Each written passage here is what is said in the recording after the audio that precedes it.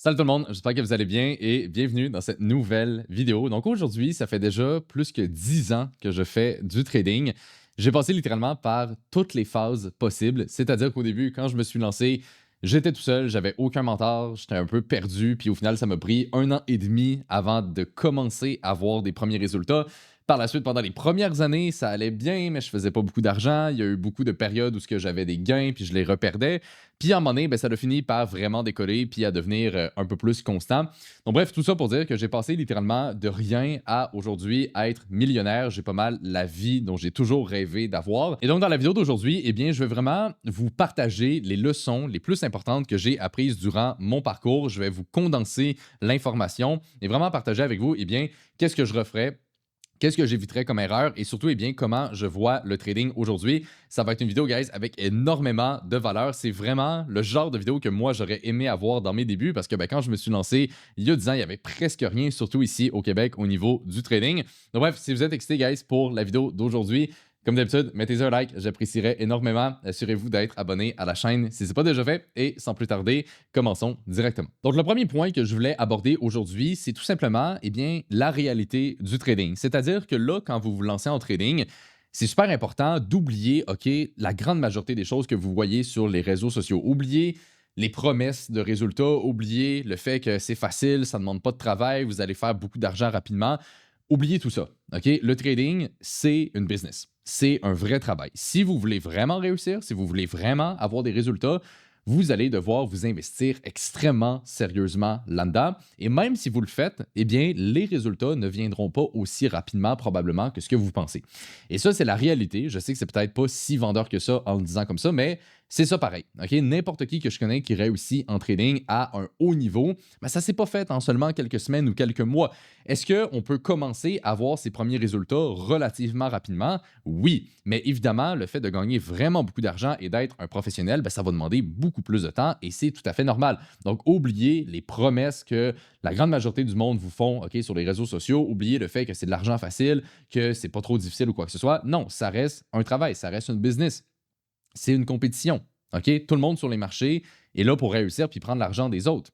Et quand on réalise ça, eh bien, c'est là qu'on se rend compte que, OK, si je veux vraiment réussir là-dedans, eh bien, je dois être plus sérieux que la grande majorité des gens. Il faut que je pousse plus loin et c'est la seule façon qu'on peut réellement réussir. Puis au final, eh bien, le succès en trading, c'est rien de si compliqué en soi, dans le sens que c'est juste de développer un système qui est rentable ou soit d'en prendre un directement et par la suite de rentrer dans une routine où ce qu'à tous les jours, eh bien, on va suivre les marchés, on va lire les nouvelles, on va regarder qu'est-ce qui se passe, on va réfléchir à des scénarios, on va exécuter ses trades, puis ainsi de suite. Mais c'est littéralement ben, tout le temps la même chose. Ok, c'est vraiment moins sexy que des fois ce que le monde s'imagine que c'est. C'est vraiment juste une routine que vous allez avoir et c'est pour ça que c'est super important aussi de développer un réel intérêt pour les marchés, de développer vraiment une vraie passion parce que c'est ça qui va vous permettre de rester focus sur du long terme. Fait que souvent, les gens qui échouent en trading, c'est parce qu'ils ont des attentes qui sont complètement irréalistes. Ils se lancent en trading puis ils s'imaginent que dans 2 mois, ils vont faire full d'argent, ils vont voyager, ils vont trader sa plage comme on voit souvent. C'est pas ça le trading, OK? N'importe quel vrai trader professionnel que je connais, c'est du monde qui ont beaucoup d'expérience, c'est du monde qui ont mis énormément d'efforts pour se rendre là, c'est des gens qui ont une routine, ils ont une vie qui est vraiment structurée. C'est la seule façon possible qu'on peut vraiment performer à un haut niveau. Donc, oubliez tout le flafla que vous voyez, OK, sur les réseaux sociaux. Concentrez-vous sur quelque chose de concret, OK, sur réellement apprendre à trader, de vraiment comprendre les marchés et d'avoir des attentes réalistes. C'est vraiment des points qui sont extrêmement importants. Donc, ça, c'est vraiment l'état d'esprit à avoir lorsqu'on se lance en trading. Le deuxième point que je voulais aborder aujourd'hui, c'est l'importance de choisir les bons marchés sur lesquels commencer. C'est-à-dire que, évidemment, ben, sur les marchés financiers, on a différents actifs qu'on peut trader. On a la bourse, le forex, les matières premières, les cryptos. Bref, il y a plusieurs possibilités par rapport à ça. Et est-ce qu'il y a vraiment un marché qui est, on va dire, meilleur qu'un autre? La réponse est non. OK? Je connais des traders qui performent très bien sur tous les marchés que je viens de vous mentionner. Fait qu'il n'y a pas un marché qui est vraiment plus efficace qu'un autre. Par contre, est-ce qu'il y a des marchés qui sont, on va dire, plus simples à comprendre et plus simples à trader? La réponse est oui. OK? Fait que c'est une petite nuance, mais ça fait vraiment la différence. Fait qu'il n'y a pas un meilleur marché qu'un autre, mais il y en a qui sont vraiment plus simples. Donc, quand on y pense vraiment, par exemple, si on regarde les indices boursiers, OK? Donc les groupes d'actions qu'on peut trader, par exemple le S&P, le Nasdaq, et ainsi de suite.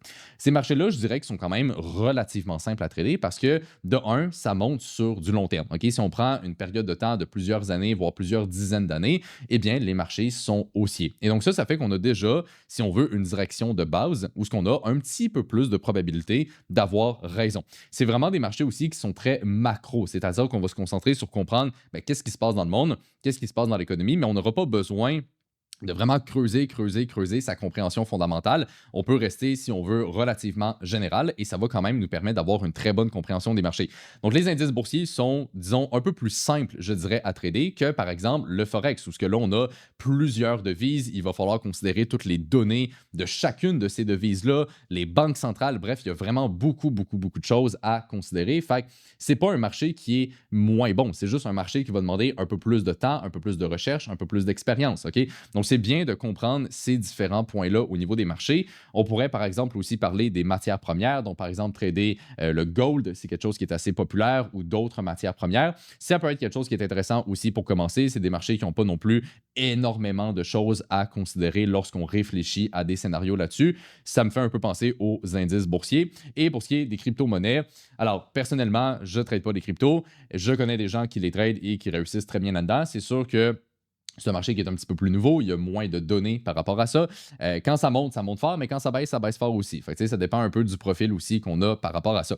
Donc bref, c'est super important de comprendre bien, qu'on a tous ces choix-là qui sont différents. Puis au final, au début, un des points qui est important, donc, c'est, je pense, de ne pas trop s'éparpiller. OK? Quand vous allez avoir plus d'expérience, puis quand vous allez être rendu plus loin dans votre processus d'apprentissage, si vous voulez commencer à trader plusieurs marchés et suivre un peu tout en même temps, là, je pense que c'est correct. Moi, personnellement, c'est ce que je fais. Je vais vraiment tout regarder, je vais considérer tous les marchés dans mon analyse et donc ça m'offre un éventail d'opportunités qui est beaucoup plus large. Mais quelqu'un au début qui commence, eh bien, c'est sûr que si vous essayez de tout trader en même temps, il y a pas mal plus de chances que vous allez vous perdre. OK? Donc, je pense que de commencer avec quelque chose qui est peut-être un peu plus simple à trader et graduellement de peut-être ouvrir ses horizons, je pense que c'est vraiment une meilleure façon d'aborder le sujet et non de forcément tout trader en même temps. Par la suite, le troisième point qui est important à considérer lorsqu'on se lance en trading, eh bien, c'est quel style de trading qu'on va utiliser. Est-ce qu'on va faire du scalping, du day trading, du swing trading? Est-ce qu'on va faire seulement de l'investissement? Donc, il y a évidemment plusieurs approches par rapport à ça. Alors, pour vous donner une idée à ce niveau-là, considérez aussi le fait qu'au sein de notre programme de coaching, on a déjà accompagné aujourd'hui plus que 800 personnes et que dans les dernières années, j'ai parlé à des milliers de personnes qui ont voulu se lancer et réussir en trading. Je pense avoir quand même un bon échantillon de, eh bien, qu'est-ce qui fonctionne puis qu'est-ce qui fonctionne peut-être un peu moins. Fait au niveau des différents styles de trading, on va commencer avec le plus court terme et aller jusqu'au plus long terme. On a premièrement le scalping. Le scalping, c'est de prendre des transactions très court terme, souvent c'est quelques secondes, peut-être quelques minutes, et d'en faire énormément à tous les jours. Alors personnellement, je ne suis pas le plus grand fan du scalping. J'ai rarement vu des gens réussir avec ça sur du long terme. C'est quelque chose qui est extrêmement exigeant mentalement. Ça demande beaucoup de temps et c'est surtout que c'est beaucoup moins prévisible. OK? Qu'est-ce qui vous fait dire que le marché va vraiment monter dans la prochaine minute? C'est beaucoup plus difficile à prévoir que de se dire OK, les marchés vont probablement être haussiers dans les prochains mois, les prochaines années. OK? Donc, le plus court de l'étendue de temps qu'on a, eh bien, le plus que c'est difficile de vraiment évaluer les probabilités. Et ça, soit dit en passant, c'est pas mon opinion, OK? Vous pouvez faire vos recherches là-dessus. Il y a énormément d'études qui ont été faites par rapport à ça. On a énormément de statistiques de courtiers où ce qu'on voit concrètement que les gens qui tradent extrêmement court terme, en général, c'est pas eux qui réussissent, c'est pas eux qui font énormément d'argent. Puis pensez-y, OK, c'est qui les personnes qui font le plus d'argent sur les marchés? C'est les fonds d'investissement, c'est les banques, c'est les gestionnaires de portefeuille. Et ça, c'est tous des gens qui ont une approche un peu plus moyen-long terme. OK? C'est pas du monde qui s'amuse à faire des transactions à chaque 2 minutes. OK? Bref, j'ai rien contre le scalping en soi, mais en termes purement statistiques et de façon objective, c'est peut-être pas la meilleure approche, surtout pour commencer, OK? Et surtout si vous avez d'autres occupations aussi. Puis ça va être à peu près la même chose pour le day trading, c'est-à-dire que si vous êtes déjà occupé dans votre vie, vous avez un travail, une famille, vous êtes à l'école, c'est sûr que de faire un style de trading court terme qui va vous demander beaucoup plus de temps, peut-être pas la meilleure solution, OK? Puis encore une fois, il y a énormément de données par rapport à ça, OK? Fait que personnellement, ce que je fais, c'est beaucoup plus du swing trading et de l'investissement. En termes de statistiques, on a déjà beaucoup plus de probabilités d'avoir des trades qui font du sens parce que, si on considère le fait que les marchés sur du long terme sont haussiers, eh bien évidemment, le plus qu'on passe de temps à investir sur le marché, le plus qu'on a de probabilité de bénéficier de cette hausse-là. Fait que c'est beaucoup plus simple en soi à trader. Ça va demander moins de temps, ça va être pas mal moins émotionnel aussi parce que vous n'aurez pas à prendre des dizaines de décisions par semaine. Fait que bref, je pense que tout ce qui est swing trading et investissement long terme, c'est beaucoup plus simple. De ce que j'ai vu de par mon expérience personnelle ou avec les 800 étudiants au sein de notre programme de coaching ou toutes les autres personnes avec qui j'ai parlé, eh bien souvent les gens qui réussissent, c'est beaucoup plus orienté vers ça. Et au final, eh bien ce qui est le fun aussi, c'est que ça offre un style de vie qui est juste pas mal plus intéressant. Ça demande moins de temps à gérer, c'est moins stressant. On peut faire ça pas mal n'importe où dans sa journée, le matin, le soir, la fin de semaine. Bref, il y a beaucoup plus de flexibilité. Donc, en termes de style de trading, eh bien, c'est vraiment ce qui semble être le plus intéressant d'un point de vue purement objectif. Le quatrième point qui va être vraiment important pour vous de développer, c'est d'avoir une bonne compréhension fondamentale. Fait, quand on parle d'analyse fondamentale, on parle de comprendre, eh bien, réellement, c'est quoi qui impacte les marchés. OK?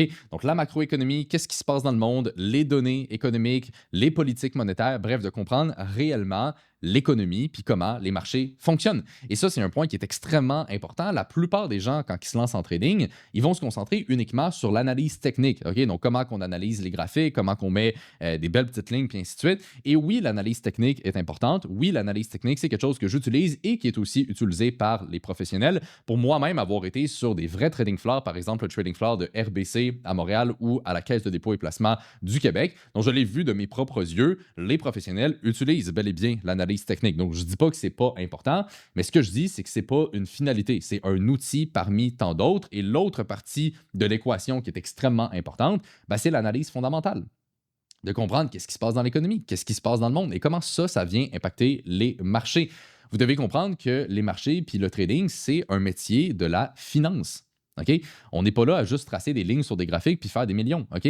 La réalité, c'est que vous devez avoir une vraie compréhension des marchés pour avoir vu, encore une fois, des milliers de traders essayer de réussir là-dedans.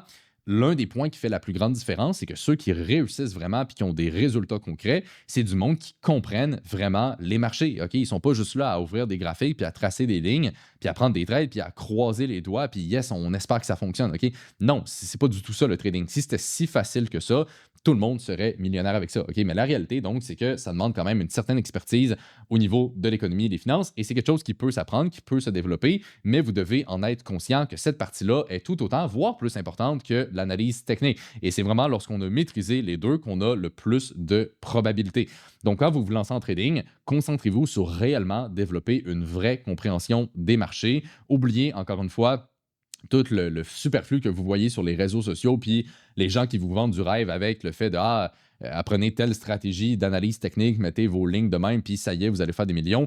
Oubliez tout ça, ça ne fonctionnera pas. OK? Concentrez-vous sur développer une vraie compréhension des marchés. C'est la base avant d'être capable de vraiment avoir des résultats. Et au final, l'analyse fondamentale, je sais qu'il y a beaucoup de gens qui, au début, quand ils en entendent parler, ils ont comme une certaine appréhension de ça parce que ça a l'air compliqué. T'sais, ils disent, ouais, mais là, l'économie, les politiques monétaires, ce qui se passe dans le monde, ça a l'air gros, ça a l'air compliqué. Mais quand on creuse vraiment un peu plus le sujet, vous allez vous rendre compte que c'est pas tant compliqué que ça. Parce que comme je l'ai dit, si on reste par exemple sur les indices boursiers ou mettons les matières premières pour faire ça simple, eh bien c'est des marchés qui sont très macro. Ça veut dire qu'on n'a pas besoin de pousser son analyse à le plus loin possible pour vraiment avoir une bonne idée. Donc par exemple, quand on trade les indices boursiers, moi ce que je vais regarder, il y a 3 éléments. OK? Il y a seulement 3 points. C'est pas si compliqué. Le premier point, c'est les données économiques. OK? Et principalement les données de l'emploi et les données de l'inflation. C'est les 2 données que les banques centrales vont considérer pour décider de leur politique monétaire. Donc, à tous les mois, eh bien, je vais suivre qu'est-ce qui se passe au niveau des données de l'emploi et au niveau des données de l'inflation. Et idéalement, ben, on veut une inflation relativement faible, donc autour de 2 annuel, et on veut des données de l'emploi qui sont plutôt fortes, donc idéalement un taux de chômage en dessous de 5 en moyenne. Donc ça, c'est vraiment ce que la Banque centrale veut. Et quand on a une situation comme ça, en général, c'est plutôt positif pour les marchés. Donc ça, c'est le premier élément. Le deuxième élément que je vais considérer, c'est la saisonnalité, c'est-à-dire qu'à certaines périodes de l'année, on a plus de probabilité de voir les marchés en hausse qu'en baisse. Donc par exemple, les indices boursiers, en général, vont monter du début de l'année jusqu'à environ le mois d'août ou septembre. Par la suite, de septembre jusqu'à octobre, novembre, on a une correction et par la suite, on continue à remonter. J'avais déjà fait une vidéo là-dessus il n'y a pas si longtemps. Mais bref, on a la saisonnalité qui est très importante. Et le troisième élément que je vais considérer dans le fondamental, eh bien, c'est les événements mondiaux. C'est-à-dire, par exemple, la pandémie ou la guerre en Ukraine ou les tarifs de Trump, pour en citer quelques-uns dans les dernières années qu'on a vues. Donc, les événements mondiaux vont aussi être pris en considération dans mon analyse fondamentale. Et lorsqu'on a le plus de probabilité, ben, c'est tout simplement quand les trois vont dans la même direction. Donc, si par exemple, on a des bonnes données économiques, on a une bonne saisonnalité et qu'on n'a pas un énorme risque dans le monde, eh bien, juste avec ça, on est capable de tirer comme conclusion que le marché en général a plus de probabilité d'être haussier que d'être baissier. OK? Puis évidemment, là, je vous le simplifie beaucoup pour que tout le monde puisse comprendre. C'est sûr qu'en pratique, ça va quand même un petit peu plus loin et puis il y a plus de nuances, mais en règle générale, c'est vraiment ce qu'on regarde. OK? Ça ne sert à rien de trop complexifier les choses. Le but de l'analyse fondamentale, c'est juste d'avoir une direction de base qui est un petit peu plus probable qu'une autre et ça va déjà nous donner un premier filtre. OK? Et donc ça, on va avoir cette vision-là avant même de regarder l'analyse technique et d'aller sur les graphiques. Bref, une fois qu'on a terminé l'analyse fondamentale, le cinquième point que je voulais vous mentionner aujourd'hui, c'est que là, on va aller faire l'analyse technique. Donc là, on va aller sur les graphiques, on va trouver des niveaux techniques, des tendances, on va regarder les indicateurs, puis ainsi de suite. Et l'objectif de l'analyse technique est très simple, c'est de trouver un niveau technique où ce que le marché a une meilleure probabilité de, par exemple, rebondir à partir de ce niveau-là et non de baisser en dessous. Et c'est vraiment, donc comme j'ai dit, quand on a l'analyse fondamentale et l'analyse technique qui nous montrent la même chose, que là, on a vraiment plus de probabilités. Donc, par exemple, si on a une analyse fondamentale qui est haussière et que dans notre analyse technique, on a trouvé un niveau technique avec plusieurs outils dans le niveau qui font en sorte que le niveau a plus de chances d'être respecté, eh bien là, on a les deux côtés qui nous montrent la même chose. Et c'est là qu'on vient optimiser les probabilités. Et concrètement, le processus d'analyse que je vais suivre pour prendre mes trades, c'est vraiment ça. OK, c'est rien de tant fancy, c'est rien de si compliqué, mais c'est fait de façon systématique et c'est surtout fait avec des données, OK, avec des statistiques. Le trading, c'est juste un jeu de probabilité. Fait que quand on a des dizaines puis des centaines de trades qui ont été pris de la même façon, on est capable de voir les statistiques qui vont ressortir de cette approche-là et c'est comme ça qu'on est capable de voir est-ce qu'une approche est vraiment rentable ou non. Puis quand on a un système qui est rentable, eh bien, la seule chose qu'on a à faire, c'est de respecter le système, de suivre le même processus à chaque fois qu'on prend un trade. Et concrètement, eh bien, c'est pas mal aussi simple que ça. Donc maintenant que je vous ai décrit les grandes lignes de mon système de trading, eh bien là, le sixième point que vous allez devoir mettre en place, c'est d'apprendre un système. Donc pour ça, vous avez deux options. Soit que vous créez votre propre système ou que vous en apprenez un avec une personne qui a déjà des résultats. Évidemment, de créer son propre système, ça peut se faire, mais c'est sûr que ça prend beaucoup plus de temps, ça prend beaucoup plus d'efforts aussi. Et il y a beaucoup de personnes, malheureusement, qui, quand ils essayent d'apprendre un peu tout seul, eh bien, au final, ils terminent juste à être un peu perdus, puis ils n'ont pas vraiment de résultats. Fait que ça, c'est la première possibilité. La deuxième possibilité, c'est d'apprendre un système qui a déjà fait ses preuves. Évidemment, c'est beaucoup plus simple comme ça. Et moi, c'est exactement ce que j'ai fait, soit dit en passant. Quand je me suis lancé en trading, dans ma première année et demie, j'étais tout seul, j'avais pas de mentor. J'ai essayé d'apprendre par moi-même et de me bâtir une genre de stratégie avec un peu tout ce que je voyais sur les réseaux. Puis au final, ça l'a juste pas fonctionné, tout simplement. Fait que j'ai eu aucun résultat. J'ai tourné en rond pendant un an et demi. Et quand j'ai réussi à trouver mes mentors, puis que je me suis entouré de personnes qui avaient déjà du succès, eh bien là, en quelques mois, j'ai pu apprendre un système. Et par la suite, c'est ça qui m'a permis d'avoir mes premiers résultats. Fait que moi-même, je l'ai vécu et je le vois à tous les jours avec les étudiants au sein du programme de coaching. En moyenne, parmi les 800 étudiants qu'on a, ça va prendre à peu près 3 mois pour la personne de vraiment apprendre les systèmes et avoir ses premiers résultats. Tandis que la plupart des gens qui essayent d'apprendre un peu par eux-mêmes, souvent ça va prendre 1 an, 2 ans, 3 ans. Puis comme j'ai dit, il y en a plein qui finissent par abandonner sans vraiment avoir quelconque résultat concret. Donc bref, c'est quand même un point qui est important à mentionner parce que là, comme je l'ai dit au final, le but du trading, c'est d'avoir un système. Puis une fois qu'on a un système qui est rentable, il va falloir le suivre, il va falloir avoir la discipline et toute la psychologie qui vient avec de suivre un système.